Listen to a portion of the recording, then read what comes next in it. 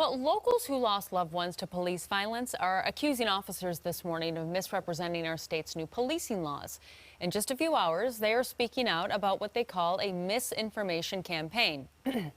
Excuse me. So John Hopperstad at the scene this morning of the first major crime in our area where these new laws, John, seemingly impacted officers' response. Hi.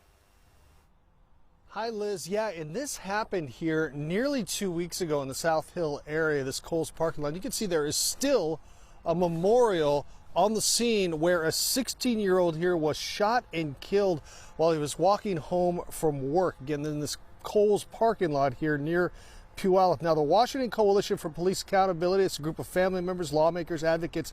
They're going to be out here right at this spot a little later this morning around 11 o'clock to talk about this case. Witnesses couldn't say if it was the suspect, but they did tell deputies they saw someone running away from this area and across the parking lot the night this happened. So deputies initially began a search, but ultimately pulled back, they say, because of these new police accountability laws in our state. We did have a canine officer respond within a couple minutes, but unfortunately, because there was no probable cause developed yet for an individual, they decided not to track with the canine, just so that in case if they did use force, they wouldn't be outside of the policy or the new laws.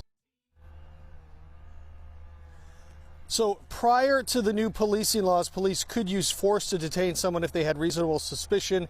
They say that's no longer the case, though, with these new laws, and they had to pull back, potentially giving that shooter the opportunity to get away from this area. Now, the Washington Coalition for Police Accountability, they don't agree with the sheriff's office in this case. They believe police are misinterpreting these new laws, and they will be out here at this spot a little later this morning. There have been no arrests in this case, and there's really not a description of the suspect as well. These folks want to see that person caught, but they also want police to take more accountability about how they handle this case, especially with these new laws that are now on the books. That press conference will get set in this spot at 11 o'clock this morning. Guys, we'll send it back to you.